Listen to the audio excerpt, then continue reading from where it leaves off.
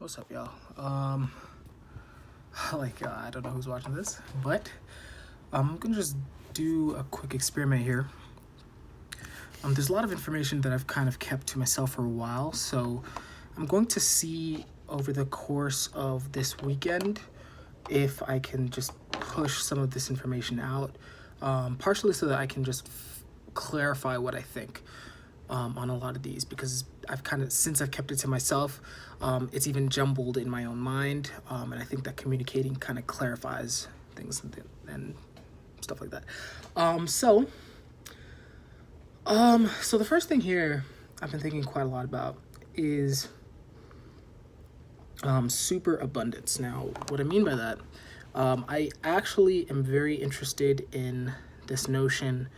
It's honestly, I think it's a very ancient notion, where it's like there's this energy source that human beings can tap into by some means, right? Usually it is via means that are traditionally, or like that are viewed as immoral in that culture or in that story, but nevertheless can be transmuted into power for good, so to speak. This is a very ancient notion, and we see it. I think we see it more often than we realize, but for some reason, no one seems to care. So good examples here are. I honestly will start with the really easy examples. So in anime, which is animated television shows for, I would say more so teenagers and young adults. It's called anime. That is a very common trope, a very common motif. So you have the Super Saiyan, right? That's the classic example. So Dragon Ball Z Super Saiyan. You have Naruto's. They have these beasts that have incredible strength, and humans that can access that energy, so to speak. And more generally, they have a chi system in that show. It's called chakra, right? And some people have more than others. You have Bleach, right? Bleach, they have there's these, to make a long story short, it's called the Vizard mode, if you want to look into that, where it's you have this demon, so to speak, that you can nevertheless subdue and take their strength. Those are. Oh yeah, and then honestly, there's actually one more interesting example that's not quite the same. There's at least in the anime world. So the last major factor here is One Piece. They have something called Conqueror's Haki, right? So it's basically this power where how do I word this? An individual that's 1 out of a million has the willpower that is so strong in that fictional world that it can subdue the environment and it could subdue other people without touching them, right? It's this very, it's this exertion of force, this exertion of will, intimidation. So those are the fictional examples, and honestly, I had to start with those because that's what I grew up with. Those were the images that have really resonated with me over the years. There's other ones, but I think those are the main ones that you can look into to know what I'm talking about. Now, to get a little bit more into practical reality here, or historical reality, there's a few examples. Nietzsche really, number one, he uses the term superabundance in a few of his books. So you have, I believe, there's a attempt at self-criticism, which is the preface or the afterword of A Birth of Tragedy, because he wrote it way later, where he talks about the superabundance of health. It's something that he mentions in The Gay Science, book 5. I believe it's book section 349, 369, one of those, where he talks about the superabundance. But then he also mentions it in relation to will to power. I honestly think those are equivalent, or rather, will to power is kind of the... Nietzsche basically argues that all living beings, and arguably all of reality, is force exerting on force. So, and will to power is kind of the manifestation or the principle that he believes governs reality. Now that's debatable, but that's something that has been very common, and at least in my circles, it's still something that people kind of use to influence their behavior. So you have Nietzsche with that. You have, honestly, there's another example that I think of that I don't know if many other people think about in relation to this topic. Jesus in the Gospels talks about this wellspring of life, right? So I think it's there's like a verse where he's talking about, I'm here to bring you life and life more abundantly, or something like that. Now, a lot of people take that as like this really flighty, like, oh, I'm gonna make you like feel better. But I've always kind of more interpreted it along these lines, like this image of like this wellspring of vitality, or this wellspring of resources, or what have you. So that's another really like good philosophical or mythological example that's kind of more grounded. And then you have the Norse berserker. That's another great example. That's still mythology, but that image persists. And then his like actual history, actual like people on the ground. You have, frankly, there's a lot of figures. I mean, this is the stereotypical prolific genius. So I think of Mozart, Beethoven. I think Bach was very prolific as well. As far as the actual kind of violent end of the spectrum, you have classical Rome. I actually just read a book by Adrian Goldsworthy on Roman warfare. And one thing that he says quite frequently is that the Romans approached war with this mindset of total victory. Like, we will not surrender. We will crush you. Like, that's how. And one of the ways they were able to do that successfully so long was their approach to power and to resources. They basically had a superabundance model, so to speak, where they would constantly exert shows of force, right, to intimidate people into submission.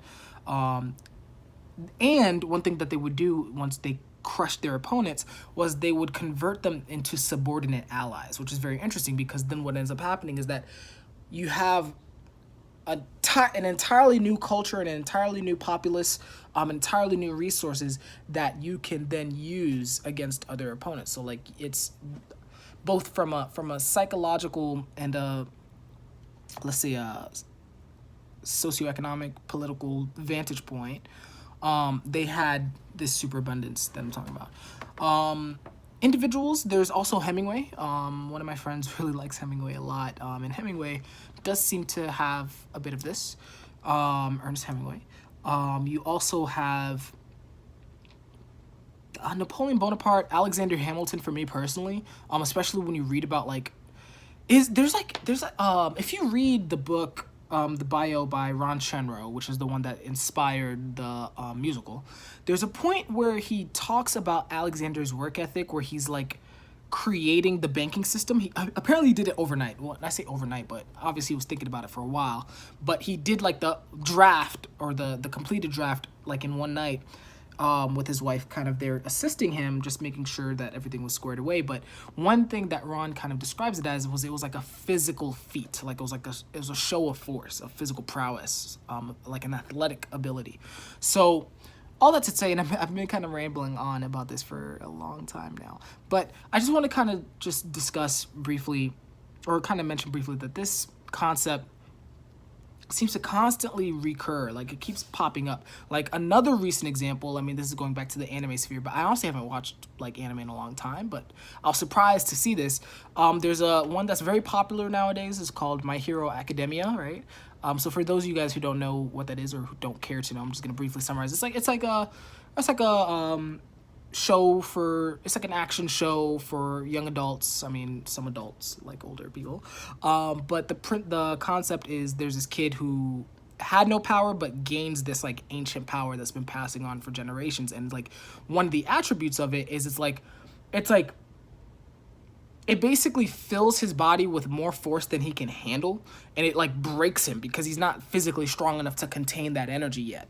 And so part of the show's development is how can he restrain the energy enough so that he can succeed without like hurting himself too badly, right? And then simultaneously, how can he get to a point where he can access 100% of that strength?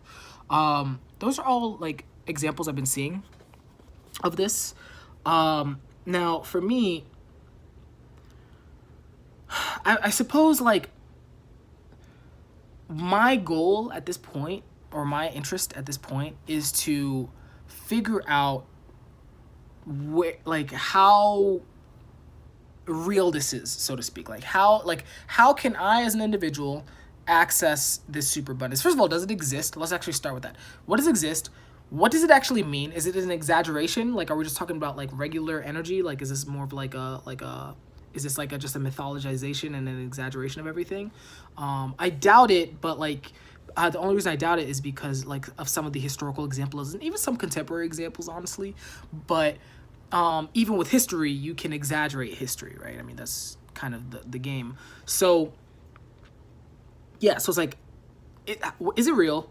What are we actually talking about? That's another thing. What's another one?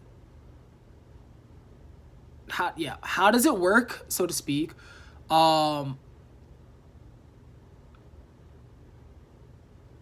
Yeah, that's I guess those three. Like, what is it? Like, what are we talking about? How does it work? Oh, and how can I access it personally, right? And then also, how can other people access it, I suppose? Because I do think that's a very valuable thing to discover. I mean, it's a risk, but I mean, I think it would make life a lot more fulfilling. Now, I've had certain hypotheses on this. Some of them have been very influenced by Peterson and Nietzsche's thinking. I've been kind of like synthesizing them, playing around with some of the principles or the axioms. One hypothesis that I have is that this sense of superabundance is actually, how do I word this? It's actually one's intrinsic sense of meaning like amped up due to practice, right? So the reason I say that is that Peterson makes, Jordan Peterson, clinical psychologist, look him up. He makes an argument consistently that your intrinsic sense of meaning, number one, is an instinct, and number two is like a pre-rational orienting device, right? And basically what it does is it orients you towards the story, so to speak, that your body wants you to live out. Oh, okay, hold on. Hold on. Don't want this ringing in there. You need to stop. Hello. Please leave a message after the tone. Anyway. Probably should account for that next time. But yeah, so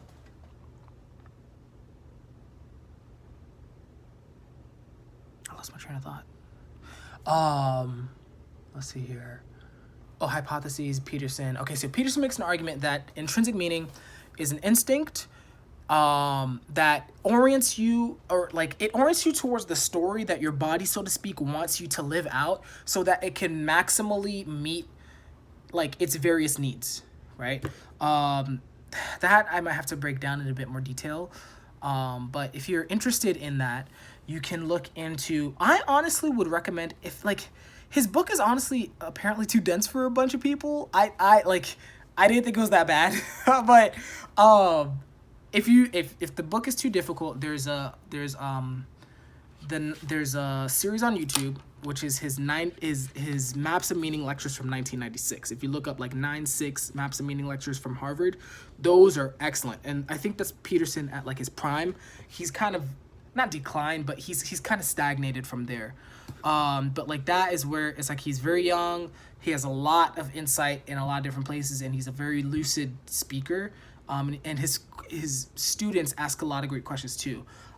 So when it comes to this notion of meaning, specifically meaning generated through the process of gathering new information, and updating known information, I suppose, that is a very interesting way. Oh, and then also meaning as the means of like satisfying all your needs across time, because you have to watch that. I think that's gonna be a good resource for you guys. I think specifically, I think it may be lecture 7 or 8. I mean, it's gonna be more in the middle where he starts discussing this hypothesis and things like that. But yeah. So my hypothesis is that meaning amped up to 11, so to speak. So like this whole notion of superabundance does seem very tied to a story, right? Like the times when you feel the most alive is the times when you feel like everything is like aligned, right? And everything's going your way. I mean, this is the flow state. This is what I think the appeal of many religion is, is kind of organizing your psyche in one direction and giving you the feedback necessary to kind of feel that meaning and feel like you're a part of this larger framework or story. Now religion, sports, like not just like regular sports, but like the sports that everyone watches, whatever that's called, like global sports, whatever that's called, national sports, whatever, professional sports, whatever. That's another great example of people getting really amped up because they're a part of this larger story. Now, I think superabundance partially, like, there seems to be an element where it requires this synchrony or this flow state or this, like, being a part of a bigger story. I'm pretty sure one person that I think I stole that idea from is Jonathan Pajot. So Jonathan Pajot is like a crony of Peterson, so to speak. He's been kind of riding his coattails. I mean, although he's starting to do his own thing, but one of his hypotheses is that he argues that this has to be done within the Christian framework. I am not, like, I don't have like an opinion on that at the moment, but his whole thing is that human beings phenomenologically need to live within a story because stories is where meaning is generated, and the more meaning, the more, so the more layered and universal the story is, I think the deeper the meaning, right? So he talks, for example, a lot about how liturgy, the way it's even framed or the way it's even structured, kind of induces this meaning state. He had a really great conversation with, what's this guy's name? Vervaeke? I forgot his first name. Jonathan Vervaeke? No. Whatever his first name is. He has a great conversation with Vervaeke about like the sacred. I would recommend watching that as well if you have the time. Where he kind of they both discuss this kind of engaging this mutual feedback between you and the environment in a like an increasingly flow-like state of a story. And like deep meaning like generates as a consequence of that.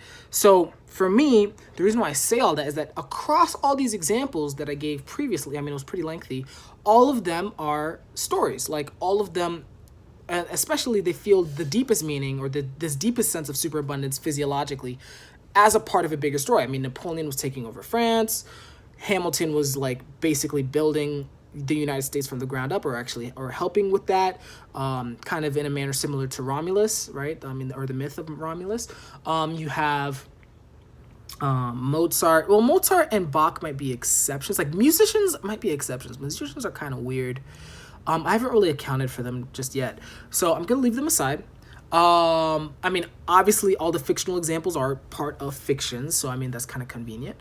And then Rome, definitely, at least to my knowledge, like they were very immersed in their stories, in their cultural stories. Like, part of the glory or part of the motive force that the Roman armies and the Roman kind of emperors, commanders, consuls had was being a part of this great line of tradition. I mean, that was part of why lineages were so important.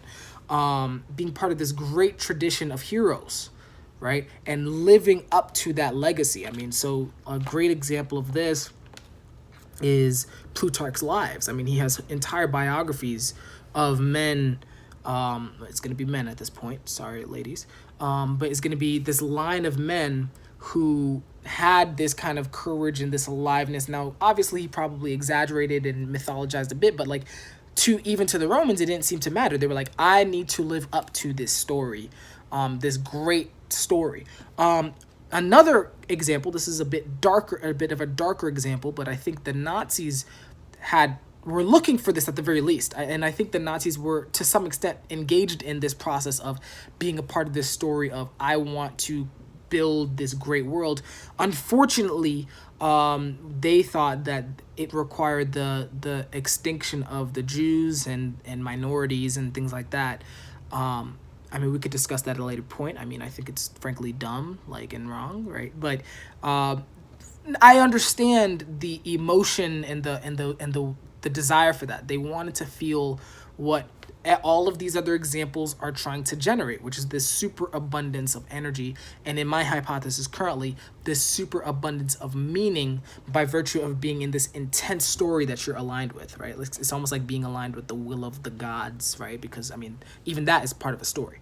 Hopefully that makes sense. Now, one other thing I've been kind of hypothesizing, and this actually gets into my current experiments on myself, but the other hypothesis is that this is coming more from Nietzsche's end, presumption-wise, is that superabundance is truly like a consequence of like your health. I mean, that sounds pretty straightforward, but number one, I mean, I'm not the healthiest person, and I really don't know how many people have actually taken the time to maximize their health. Now, Nietzsche's hypothesis is quite interesting because he talks about how there are such things as, or his hypothesis was, there are such things as neuroses of health, meaning that at a certain point, you're so healthy and so alive, but you're so, like, so to speak, burdened by that health, that you look to, like, really harsh forms of art, harsh forms of life in order to push yourself against the world, in order to kind of like exert that energy. Because again, Nietzsche's whole notion is that life is will to power. It's like you have to exert that force. It's not an inert energy. It's like you have to push it against something and like conquer things, I suppose. Extend yourself in the world. So for Nietzsche, he points to the Hellenic Greeks here, primarily. And he talks about how, for example, they were very interested in Greek tragedy. Greek tragedy. It's Greek tragedy for us, but like for them, it was just tragedy. They were very interested in tragedy. They were very interested in like very harsh mythology. I mean, even the Olympians. I read this. Sorry, I'm like kind of scattered here, but I read this story that's really kind of stuck with me. About the flaying of Marsyas, if you want to look that up. So apparently, like, one of the myths was that Apollo, the god of like light, sculpture, or order, was having this competition with this like sheep man, like with this other person. Let's just be very simple here. And when Apollo lost, number one, he basically attacked the person who judged the competition, because he was like, well, I need to win everything. And then he flayed, like skinned alive, his opponent, right? And the Greeks had no moral compunction about that. They're like, well, of course he's gonna flay that guy. Like, there's no problem with that. Or, I mean, maybe it's just more of like that, again, that show of force, where it's like, you know, force, might is right, or something like that. Now, it's an interesting hypothesis. I mean, again, I mean, this is where it gets a bit dark again, because the Nazis were very enamored by this worldview, and they used it partially to justify their efforts.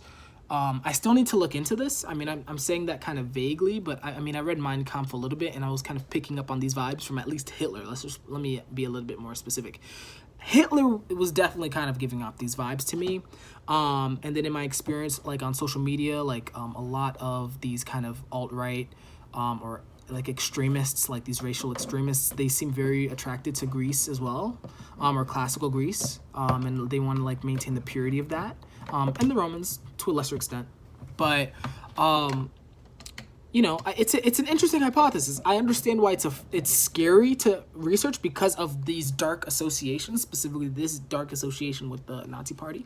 But for me, it's like, it is worth experimenting with. I mean, like, because it is good to know if it's true. I don't know why, I guess I'd have to justify that. At least for me, it seems pretty straightforward, because for me, superabundance seems like an intrinsically, like, or a potentially, like, tool for greatness, for good, just as much as it could be weaponized. That's fine. So the experiment I'm doing on myself, or at least the beginnings of one, is I'm doing 20-hour fasting. My diet's terrible, but I'm doing 20-hour fasting for 90 days. And I'm tracking, my energy levels, but more specifically, I'm actually tracking my shifts in aesthetic taste so I can test Nietzsche's hypothesis about this neurosis of health. As you get healthy, do you become attracted to cruel things? Now, the problem with me testing myself is that I'm gonna have confirmation bias. I'm obviously gonna like go at the end and be like, oh my gosh, look at how interested I am in blah blah blah blah blah. But I do want to have at least some evidence in my own experience, because I don't want to just be scientific and detached. I want to experience these things for myself. But once I'm done with that, I do want to scale this up and get like a good case study going, or not case study, a good study going of several people who have even the willpower to do that. Which brings me to my third hypothesis, right? This is going to be very long. This brings me to my third hypothesis, which is this whole notion of conscientiousness. Like, now, the thing with conscientiousness in the psychometric community is that, at least to my knowledge, no one has an explanation for that. No one knows what it is, like where it comes from. Like, they think it's mildly genetic. Like, but that's not an explanation. Like, that doesn't. What is it?